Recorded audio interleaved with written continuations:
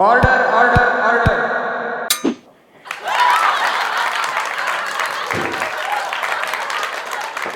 नमस्कार दोस्तों, स्वागत है आपका इट्स लॉसम के दूसरे एपिसोड में।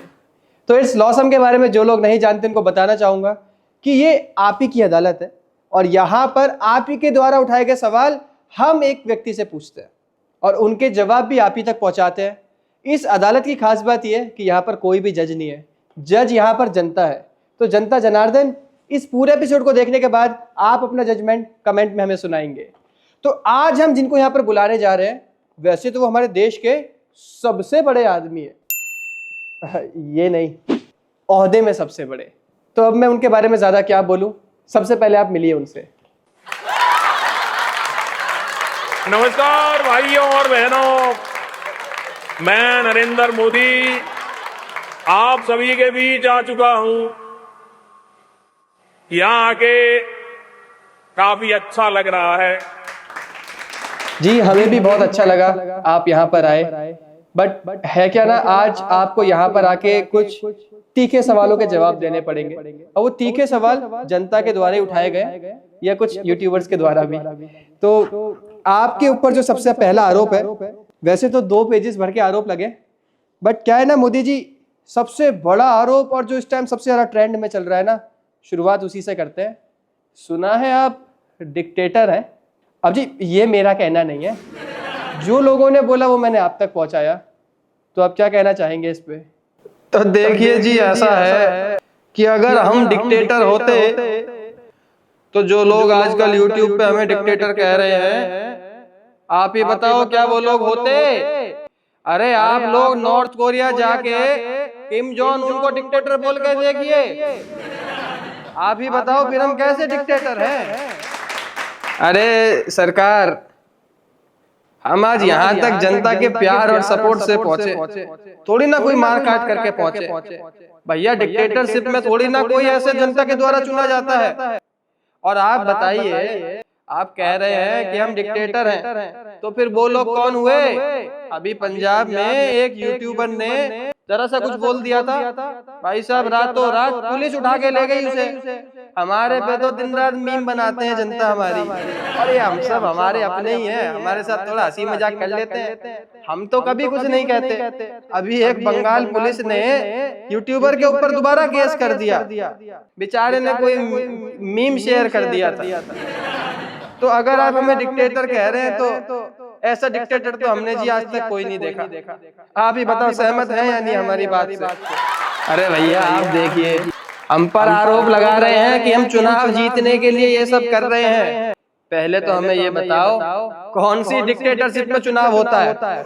अगर हम डिक्टेटर होते तो क्या चुनाव हो रहा होता? बताओ भाई और बहनों, क्या चुनाव हो रहा होता? सवाल ही गलत है वकील साहब आपका। तो आप ही बताओ वकील साहब, क्या हम गलत कह रहे हैं? क्या हम डिक्टेटर हो सकते हैं? जी हाँ, आपके जवाब सुन के तो ऐसे ही लगता है। लेकिन मोदी जी, आपके बारे में बोलते हैं कि आप मन की बात करते करते धन की बात भी कर जाते हैं, और जब धन की बात करते हैं तो ऐसी करते हैं कि धन ही गायब हो गया हमारा। तो भाई इतने 500,000 रुपए के नोट हमने जमा करके रखे थे, रातों रात आपने गायब करा दिए।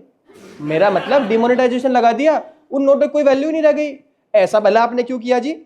ऐसा है वकील साहब, डिमोनेटाइजेशन हमने किसी कारणवश से की थी। हम 2-3 बार बता भी चुके हैं, संबोधित भी कर चुके हैं इस देश को। उसके बाद भी अगर आपको ऐसा लगता है कि डिमोनेटाइजेशन होने से आपके नोटों की वैल्यू खत्म हो गई, तो ऐसा तो नहीं ना कि हमने नोट सिस्टम ही खत्म कर दिया। भाई हमने नोट एक्सचेंज कराए, आपको 2000 के बदले 2000 ही मिले ना। अरे नोट ही तो बदले हैं। थोड़ी सी असुविधा हुई आपको, हम जानते हैं। हमारी खुद की माता जी ने लाइन में लग के नोट चेंज कराए थे। तो जी थोड़ी बहुत परेशानी अगर देशवासियों को होती है तो आप बताइए, क्या इसकी वजह से हमें देश हित में नहीं सोचना चाहिए? आप ही बताइए। अरे डिमोनेटाइजेशन करके हमने न जाने कितनी जाली करेंसियों पे रोक लगाई। वैसे मोदी जी बुरा ना माने तो एक बात बोलूं ना? नहीं जी, बोलिए। जब अमिताभ बच्चन जी टीवी पे आके बोलते हैं ना कि देवियों और सज्जनों, तो हमारे मन में ना एक आस जग जाती है कि शायद हम करोड़पति बन जाएंगे, लेकिन जब रात के 8 बजे आप आके कहते हो ना भाइयों और बहनों, तो ये समझो बड़े से बड़े करोड़पति की भी दिल की धड़कन बढ़ जाती है। वाह मोदी जी वाह। चलिए बढ़ते अगले सवाल की तरफ। हाँ भाई और बहनों, वकील साहब मजाक अच्छा करते हैं। तो मोदी जी, लोगों का तो ये भी मानना है कि आपने एजेंसीज को जैसे कि ईडी और सीबीआई इनको अपनी जेब में रखा हुआ है, तो इस बारे में आप क्या कहेंगे? मैं नहीं पूछ रहा जी, जनता ने पूछा है। अजीब वकील साहब, ये पूछा आपने अच्छा सवाल, मजा आया सुन। तो वकील साहब, आपकी बात का जवाब मैं यूं देना चाहूंगा कि ईडी और सीबीआई कोई मोदी ने नहीं बनाई। ईडी और सीबीआई तो हमेशा से सरकारी एजेंसी थी। अरे भाई, ईडी और सीबीआई की जगह कोई मोदी जी जाके रेड नहीं करते हैं, और अगर रेड करते हैं तो उसके लिए पूरे साक्ष्य होते हैं उनके पास। अगर हम लोग सिर्फ इसलिए रेड रुकवा दें कि कोई व्यक्ति दूसरी पार्टी का है, तो क्या ये ठीक रहेगा? आप एक बार डेटा देखिएगा, ईडी और सीबीआई ने तो हमारी खुद की पार्टी के कुछ नेताओं के भी केस चल रहे हैं। अब वो भी यही आरोप लगाएंगे क्या? और जहां तक जांच एजेंसियों की बात है, जिस टाइम मैं मुख्यमंत्री था और हमारी सरकार केंद्र में नहीं थी, उस टाइम भी हमारे ऊपर भी सीबीआई द्वारा बहुत कार्रवाई की गई थी, मगर जी हमने कभी ऐसा रोना नहीं रोया। ईडी सीबीआई हमने नहीं बनाई। ईडी सीबीआई बहुत पहले से इस देश में है और आगे तक भी चलती रहेंगी और अपना काम करती रहेंगी। ईडी सीबीआई से क्या आप डरे हैं वकील साहब आज तक? नहीं डरे ना। अरे भाई, डरेगा वो जिसके मन में चोर होगा। जी बात से तो हम भी सहमत है जी, बात से तो हम भी सहमत है। चलिए अगले आरोप की तरफ बढ़ते हैं। तो मोदी जी, आप खुद ही बताइए, सारे ओपोजिशन के नेता अपने जेल में डाले हुए हैं, इस पे आप क्या कहना चाहेंगे? भाई लोग चिल्ला चिल्ला के बोल रहे हैं कि मोदी जी अपने ओपोजिशन वालों को सीधा जेल करा देते हैं, इस बारे में आप क्या कहना चाहेंगे? बड़ी गलत बात है वकील साहब। कोर्ट में खड़े होके आप हमसे कह रहे हैं कि जेल भेजने का काम हमारा है। अरे भाई, जो भी नेता जेल गए हैं उनको मोदी ने जेल नहीं भेजा, उनको कोर्ट ने जेल भेजा है। उनकी हिरासत कोर्ट ने करवाई है, और कोर्ट बिना साक्ष्य के तो नहीं करती, इतना तो आप भी समझते हैं। तो फिर इसमें मोदी कैसे गुनहगार हो गए, आप ही बताइए। और अगर मोदी जी ही जेल भेजने वाले होते तो आज सारे ओपोजिशन के नेताओं को क्यों नहीं भेजा हमने? एक दो को भेज के थोड़ी ना रहते। आप खुद ही बताइए। और ये तो आप खुद ही अपनी बात का खंडन कर रहे हैं, आप ही देखिएगा। भाई, जेल भेजने का काम माननीय न्यायालय का है, ना कि हमारा। न्यायालय जिसको चाहेगी उसको जेल भेजेगी, जिसको चाहेगी उसको नहीं भेजेगी। इसमें कोई हमारी परमिशन नहीं ली जाती है। हाँ, बिल्कुल अदालत का काम है वो तो, बिल्कुल बिल्कुल।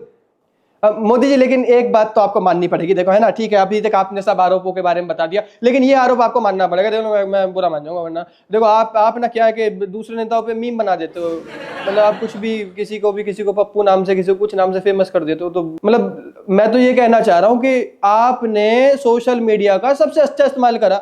लोग कहते हैं सोशल मीडिया कैप्चर कर लिया आपने, सोशल मीडिया के दम पे ही आपने लहर बना दी अपनी। तो जी इस बारे में आप क्या कहोगे? ऐसा है वकील साहब, कोई सोशल मीडिया पे हमने बंदिश तो लगाई नहीं है कि सिर्फ हम ही अपना अकाउंट या पेज बना के घूमेंगे। भाई, सोशल मीडिया तो सारी पार्टियों के पास था और हमसे पहले से भी था। अब अगर हम लोग जाके लोगों से जुड़ गए सोशल मीडिया के माध्यम से, तो आप लोग इसे सोशल मीडिया कैप्चर करना कह रहे हैं। आप खुद बताइए, क्या सोशल मीडिया दूसरी पार्टियों के पास नहीं था? क्या मोदी जी ने दूसरी पार्टियों का सोशल मीडिया बंद कर दिया? आप ही बताओ। नहीं ना, तो फिर हमने कैसे कैप्चर कर लिया? अरे भाई लोग, अगर हम अपनी बात जनता तक सोशल मीडिया से ज्यादा अच्छे से पहुंचा पा रहे हैं, तो आप इसको हमारी स्किल मानिएगा ना। बट ठीक है मोदी जी, ठीक है। बट मोदी जी, मुझे एक थोड़ी सी जरा बात बता दीजिए। लोगों का कहना है, भाई थोड़ा सा सुनने में शायद आपको अटपटा लगे, लेकिन अंबानी अडानी का क्या चक्कर है ये? लोग कह रहे हैं आपकी कुछ ज्यादा कृपा अंबानी अडानी पे बरसती है, तो इस बारे में आप क्या कहोगे? जी मैं नहीं पूछ रहा हूँ, पहले आपको बता रहा हूँ ना, लोग पूछ रहे हैं। देखिए वकील साहब, जहां तक लोग अंबानी अडानी की बात करते हैं, तो जी बड़ी हास्यास्पद बात है जो मैं आपको कहने जा रहा हूँ कि वो लोग जो आज अंबानी के जियो नेट की वजह से जो एक देश में यूट्यूब की और सोशल मीडिया की क्रांति आई, जो इंटरनेट की क्रांति आई, वो कब से आई आप देखिएगा, 2016 के बाद से। अरे भाई, उन्हीं अंबानी के दिए हुए जियो नेट की वजह से, वरना आप वो टाइम याद कीजिएगा जहां 249 रुपए में 1 GB इंटरनेट मिलता था और देश की आधी जनता जो इंटरनेट यूज करती थी रात में अपना फोन स्विच ऑफ करके सोती थी कि कहीं रात में नेट खर्च ना हो जाए। अगर आज उस जनता को इंटरनेट मिला है, उसी इंटरनेट पर आकर कुछ लोग हम पर ये आरोप लगा रहे हैं, जो कि ये नहीं देख रहे कि जिस जगह जाके आप बोल रहे हो उसमें भी तो अंबानी का बहुत बड़ा योगदान है। और कौन सा अंबानी और अडानी हमारे टाइम पे बिजनेसमैन बने हैं? अंबानी अडानी की स्टोरी निकाल के देखिएगा कि क्या हमसे पहले वो बिजनेस नहीं कर रहे थे। हमारे देश में हमें एक बात समझ नहीं आती, आप देखिए चाहे मार्क जुकरबर्ग हो चाहे एलोन मस्क हो, अरे भाई दूसरे देश में कोई व्यापारी आगे बढ़ता है तो सरकार को प्रोत्साहन मिलता है कि देखो आपके देश के व्यापारी कितना बड़ा बड़ा व्यापार करके पूरे विश्व में प्रसिद्ध हो रहे हैं। लेकिन हमारे देश का कोई व्यापारी थोड़ा आगे बढ़ जाए तो उस पर सरकार को दोषी मान लिया जाता है।